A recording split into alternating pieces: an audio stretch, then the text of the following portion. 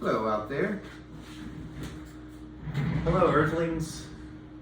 We come in peace. But not really. We came to drink wine. That's Chef Chris, Sam Ed, Old North State Winery. You probably have seen us before in real person. This is a virtual tasting for those of you that can't make it to our tasting on Thursday night.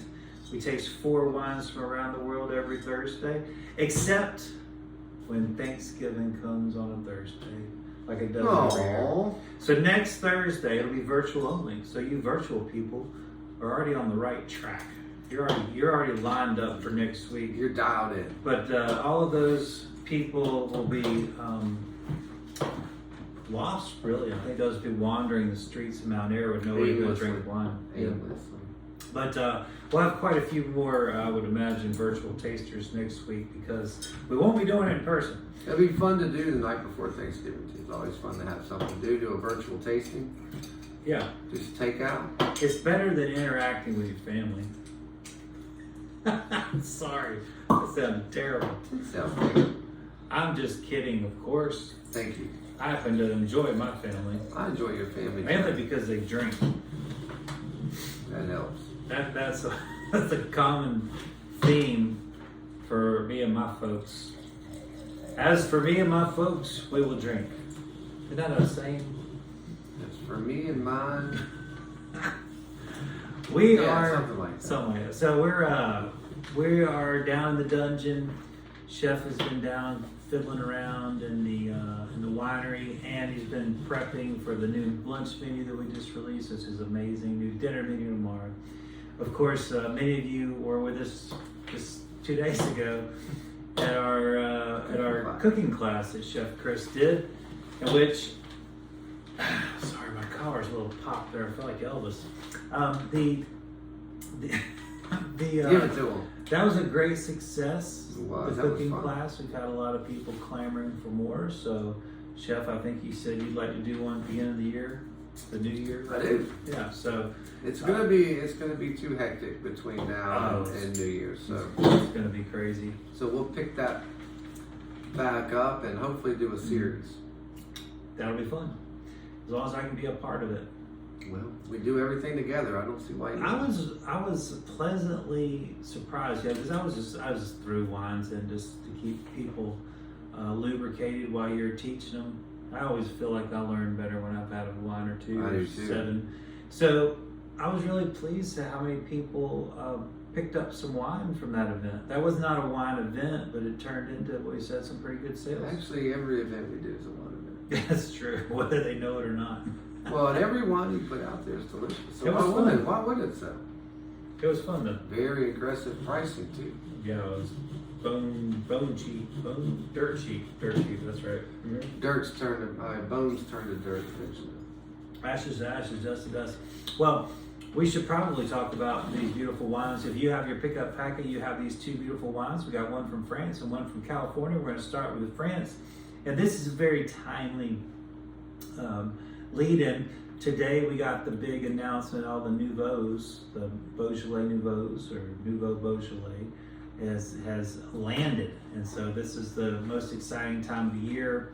And people associate those wines with Beaujolais, which is perfectly okay. They are fun, meant to be drank, the next 3 to 6 months max.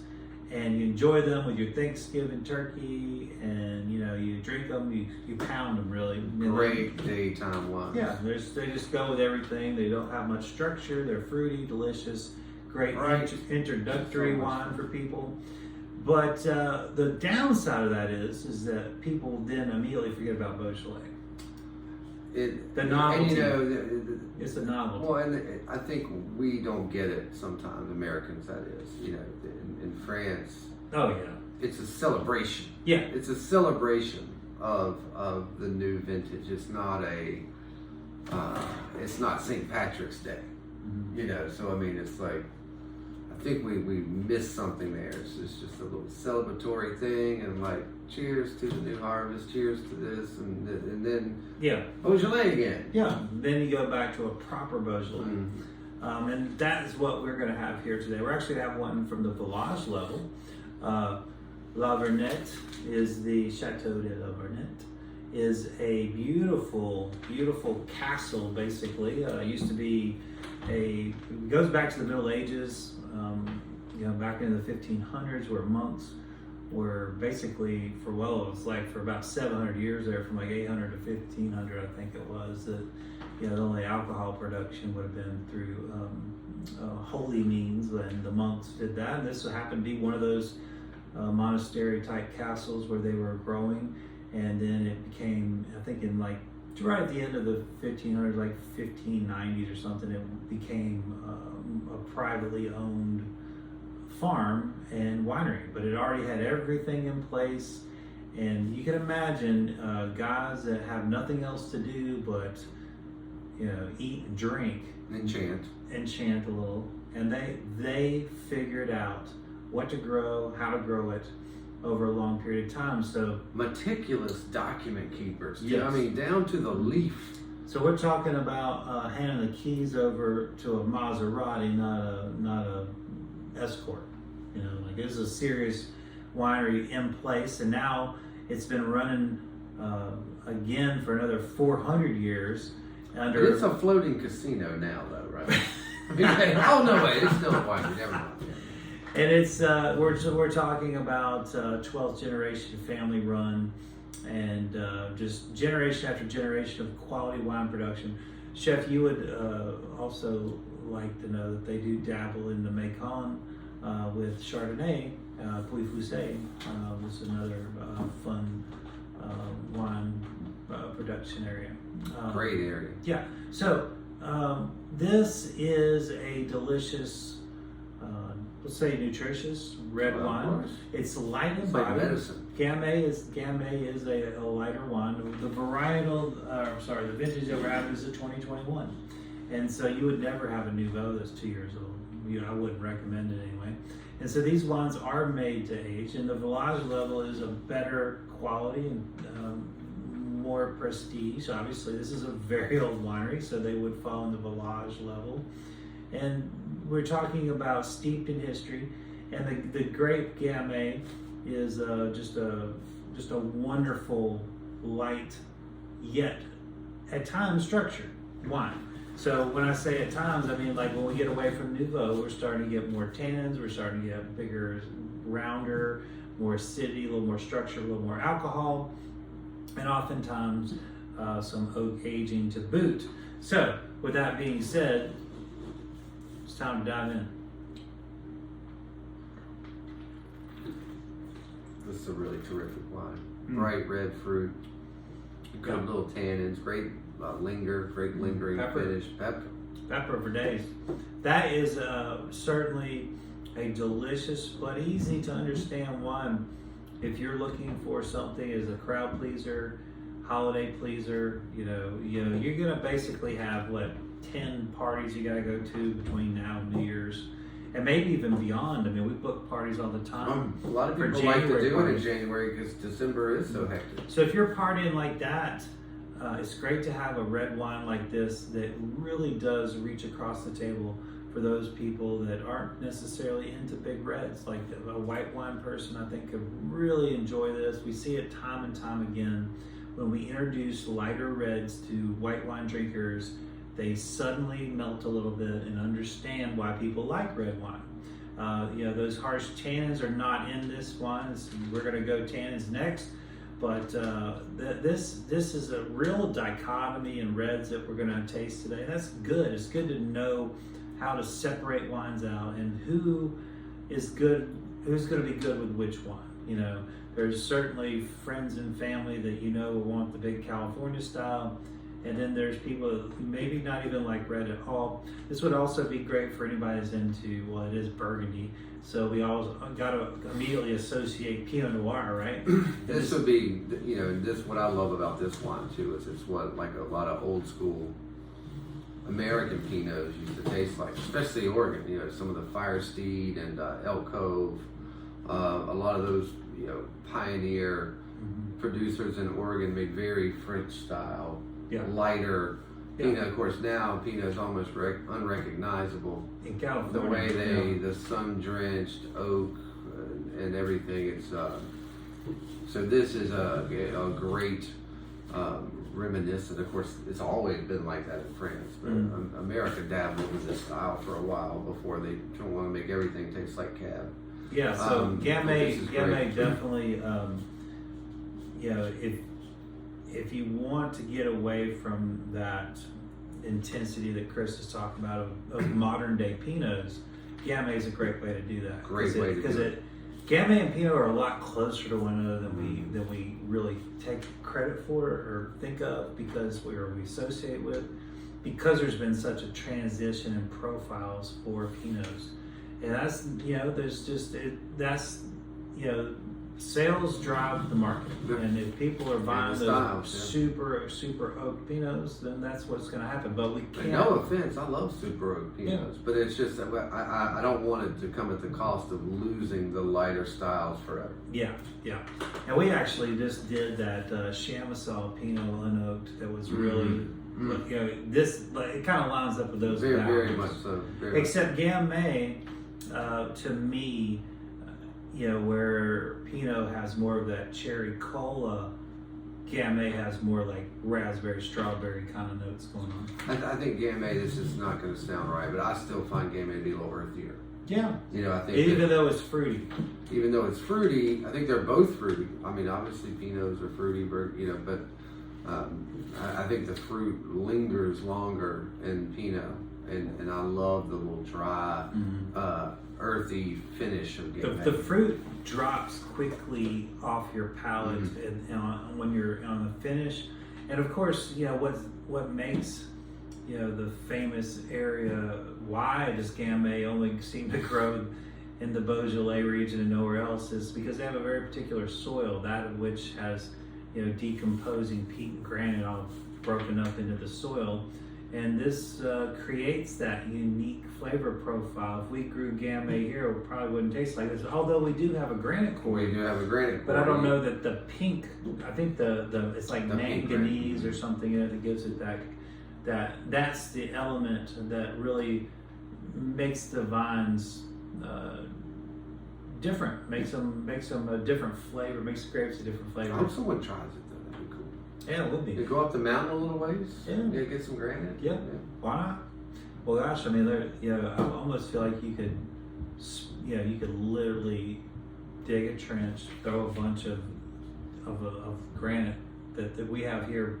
Granite's so cheap here. What I was saying, like literally plant the vines on top of it. Well, that's what I'm saying. Like, go to the quarry and dig the scraps and put them in. They'll fill them up your truck for next to nothing. Put them in the trenches. Yeah. Do some trellis vines on the mountain where you get some breeze. You don't get these extreme heats. I'm inspired. I'm gonna do it. Let's do it. Let's see if we can do it. Wouldn't that be fun? Well, this also is. Why not? This is also a wine that it's worthy of having a serious meal with. It's such a versatile thing. Chef, these are also, I'm wearing a jacket because I'm cold right now. I just can't get warm. I'm cold too. But, in warmer weather, this is a great alternative, like when you're cooking outside when it's really hot. Absolutely. Because it has a refreshment value to it, and it's not heavy tannins and not overly done. It's just a really elegant wine. And what a story too. So it's not like you're just rolling out a lighter wine. I mean, you've put out such a beautiful story, very elegant presentation on this as well. Yeah, very much. Be a great gift. Yeah, I think what we need to do, Chef, a great gift, is we need to just go stay at that castle. Okay. That's a little bit longer drive. Of course, they're not going to know we're coming, and we're going to kick the door in. They're going to be like, "Welcome, we're here." Where you keep your barrels? Yeah. Well, I guess you could kind of throw anything you want at it. What are you thinking? Bolognese, very nice. I want pasta with this, and it's I'm going to put a little Howard's Gap cheese on it, and that beautiful wide fresh fettuccine. Oh, nice. And this batch of bolognese I made is not overly powerful. You know, it's not like gravy. It's not, and you know, there's still. I backed off the tomato a little, and so the vegetables are still coming through. And also, I did a blend of veal, pork, and beef, not just beef. Yeah, and that helped lighten it up as well. So I'm really happy with it. Nice. So I think that'll be terrific with this. So we got a little, chef, we got a little bit. Oh, sediment. Little sediment here. So I was just checking to make sure that wasn't cork sediment. Cork's in good shape. Got a little unfiltered action. I don't know if y'all can see that, but wow, we have some diamond crystals. I mean, some wine crystals. What am I trying to say? Wine diamonds. Gosh. The tartaric acids have built onto the cork and makes a nice little red. Love it. Taste that, chef. It's crystallized acid. Now remember, tartaric acid is only found really in grapes, and that's what makes grapes different. People ask me all the time, you know, like, well, why can't you just make wine out of blueberries and mangoes and all that stuff? You can. You sure can. But they do not have the main thing that makes wine really, really different from all the other beverages, and grapes are different from all the other fruits, is tartaric acid. And this is a great example. That's a perfect example. And thank you, Gundlach Bundschu is the producer here. They call it Gun Bun for short. We've always called that in the industry. I guess they finally just said, we're going to go with it. Well, that's probably helping them out a little bit. Yeah. This is one of the old It's a mouthful. This is one of the old schools. Chef Chris had the Mountain Cuvée on just about every wine list you've ever made. I remember in high school, my mom had a framed picture on the stairs, you know, on the wall going downstairs in West Willowbrook. You know, the Gundlach Bundschu winery and the people out front. That's awesome. So, I mean, we're talking about true pioneers of Sonoma here. Yeah. I mean, they planted the flag. Yeah, they've been around a minute or two. Of course, you know, we were all a little nervous when the big fires were out there last year. They got hit a little. They lost a warehouse. They lost their grandmother's house that was been there forever. They are a sixth generation. They've been doing things with great integrity for years and years. This is their Cabernet Sauvignon. I think the Cuvée is what they're really known for. As a matter of fact, I saw that one of my reps was telling me, hey, it's going to be on sale this week. And I was like, well, I'm already showing the cabs. And I think I've probably shown that Mountain Cuvée more than once. And I do love it. It's certainly worth showing again. Just remind me what that sale is. Yeah. And but here we got two wines that are under $30 that I think are just phenomenal. And to get a straight cab from Sonoma of this reputation at this price is just insane. I gotta tell you, Chef, I do like the new label. You know, I do too. I think at first I was a little torn. When I first saw it, I thought the same. They're such a classic, you know. I thought I was a little taken back. I'm like, you know, I guess one of the grandkids took over. But it's growing on me. You know, I think it's appropriate. They even have a gun bun on the cork now. It's appropriate. Well, I need to remember a couple of years ago they did that artist series. Yeah. Where they put a different artist rendering on every bottle. I mean, so they're not afraid to take chances, change things up. I think they feel so secure in their name and heritage that they can do some things like that. But I love how much money they raised for that Artist Guild by doing all those different featured artworks on there. We're tasting the 2021 right now, and I gotta read this on the back because I love it. Pair with whatever you like, which is fantastic. I mean, we can give recommendations all day, but you know what? We're not going to lecture you. Just drink. And then it says best when shared with friends, family, or strangers. So if you have a friend, a family, or a stranger, you're in good shape. You can share it. But if you meet that stranger in a dumpster behind a Food Lion, tell them to get a job. I don't know if that's when I would do a little campfire sharing right there. Be careful. Well, it never disappoints, Chef. One of the things that I will say about Gundlach is they always have a brightness to their cabs. They're never overly heavy. There's a red fruit element here. For sure. And, it probably has a little something in it. It does not say, but remember. What would they list as a little something anyway? Well, what ingredient is yeah, a little something. So you can by law, you can name anything 100% cab, I believe, in California if it's like 75%. I think they got or 80. a sea rod. But I feel like there might potentially be some Merlot in there. There's a lot of red in it. That's okay. It's delicious. I don't care about that part of the equation, but because I love this style. This style is bright, it's fresh. It still gives you the gusto that you want from a cab, but there just seems to be more food friendly. Well, and it's more of a classic style California. It doesn't taste like a Napa hit piece. It's very elegant. Mm-hmm. It's not overly anything. I mean, it's very balanced. You've got some oak, you've got some fruit, you've got some tannin, but the structure is, it's not thin, but it's not like, a wet blanket on your. It's just a very alive wine. The tannins come in nice and slow. Mm-hmm. They build for you, and of course, I think this wine would be great with so many things: duck, prime rib. There's things that you. Duck for sure. Yeah, things that like fruit. I think this is so juicy.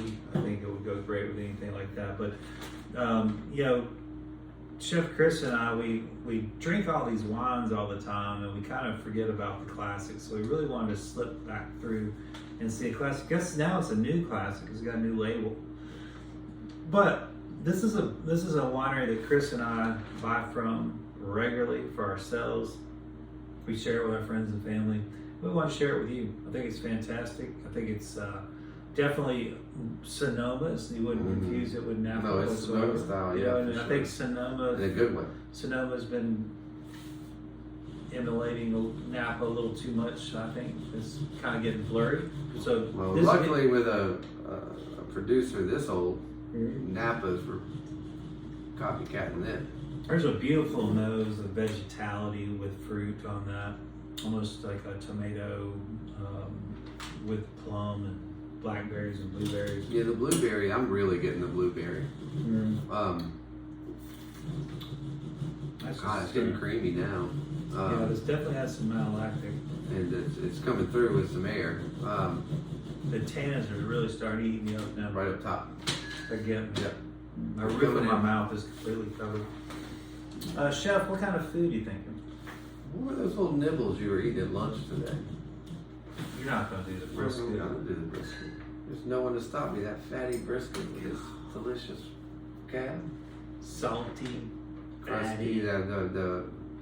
The bark on that brisket's really great. Mixed in with that fatty delicious. You know how hard it is to work in this restaurant? Chris has an oven in the middle of the restaurant for the chef's table, and he puts his brisket in there for like 14, 20 hours. Just to mess with people. And the whole restaurant smells like brisket, and it's brutal because it's delicious. You feel like you're in a dream.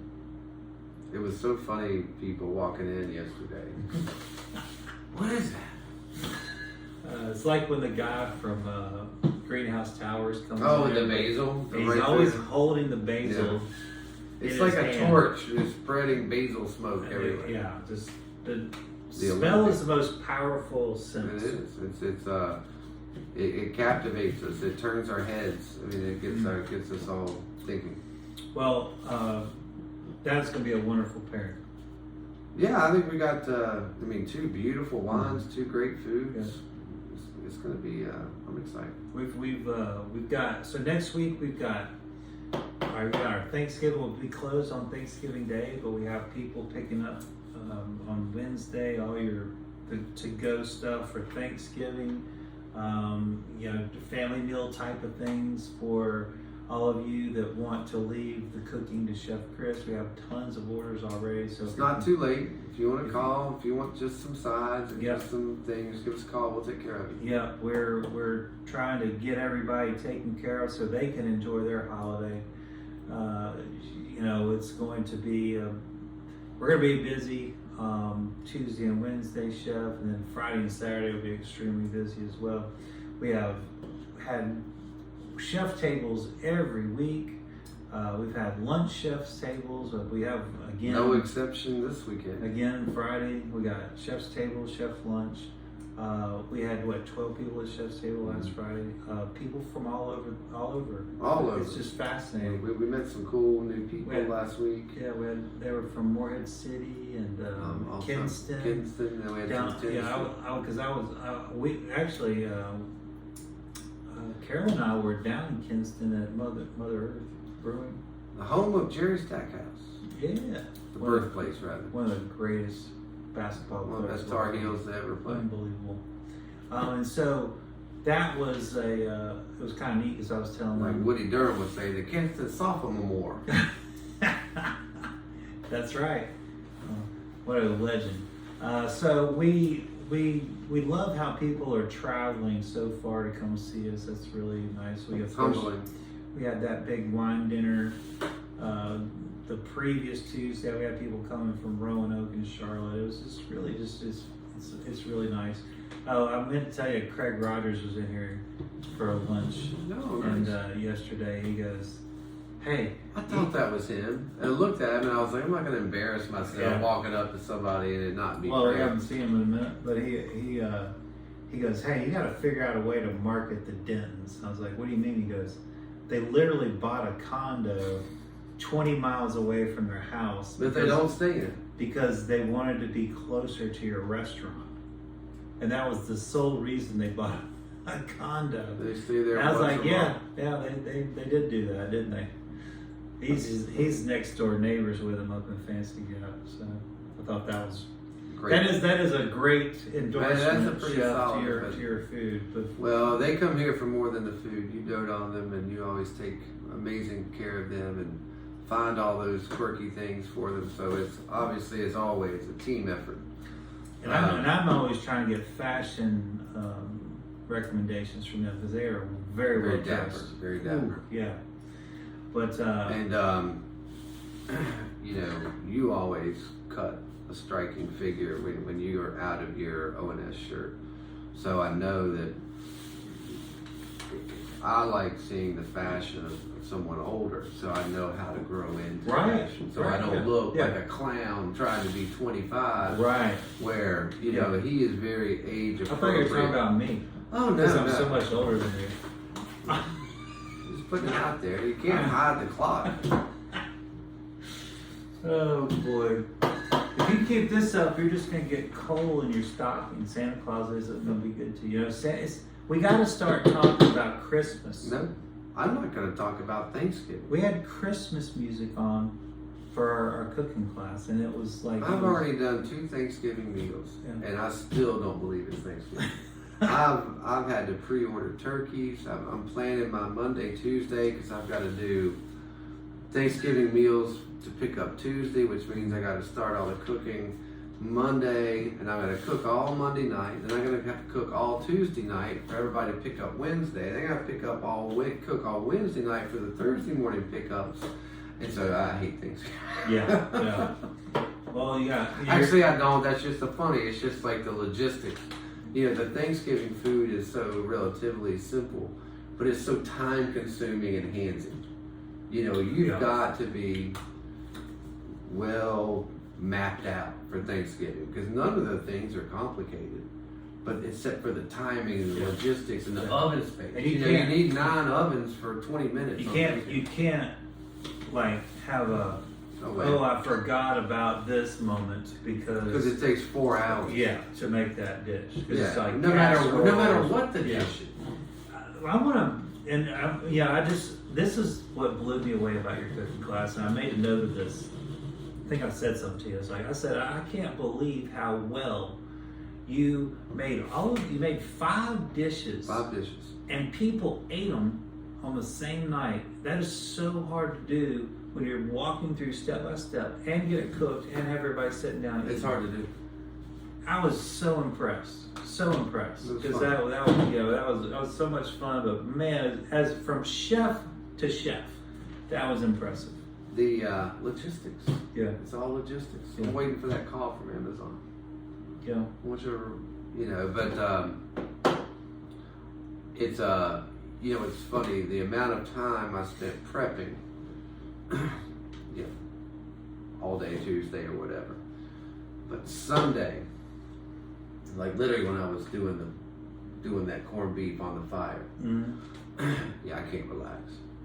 I was thinking about, the timing and this and that. And Monday when I was at work and things, it's like, you have to ruminate on these things a long time. I mean, like it looks natural. Like, oh, look, that just all came together. Look how easy. Because, we started at 6. And at 8 o'clock, everybody was eating every Thanksgiving side you could imagine. Yeah. It's like, but that, it's fun. I like the challenge of that. And many people have a second plate. And to go. Yeah. And stuff to go. Yeah. It was fun. So that was fun. Well, it was kind of a season of overindulgence, so to speak. I love it. Yeah. Yeah. Well, again, we've got 2 beauties for you guys under $30. Something that is a serious Beaujolais, and then of course we have a classic Sonoma style Cabernet from one of our favorites. Now we're going to call it Gundlach instead of Gundlach Bundschu. It took me years to be able to say that name, and now they're just not going to say it anymore. Well, it was funny that remember their cork? On their cork, they had a little pistol, picture. and then they had a padlock. Yeah. And then they had a roll, and then they had a tennis shoe. Yeah. And it was that plus this plus that, so you could on the cork you could go say Gundlach Bundschu. Yeah, brilliant. Well, we love gun bun, and we also love Beaujolais of all sorts. We love the cru levels, the Beaujolais, the Nouveaux are very fun. You should grab a Nouveau or 2 and drink one as well. Are you gonna get? But lavernette, if you're wanting something a little more on the serious side, this is a winner. And I hope that you enjoy all of your wines this holiday season. We will have a virtual for you next week. We will not be doing anything here because we'll be somewhere drinking. Well, and next week too, keep in mind if you do a virtual and you want something beyond your tasting kit, we're gonna have we're gonna do some whole lasagnas, and we're gonna do some oyster chowders and some other cool stuff. If you want to take home a family meal along with your tasting kit, then keep us in mind. Yep. So one less thing to cook before the big turkey day. Always a pleasure, people. Thank y'all. Enjoy your evening. Enjoy your wine. Thank you.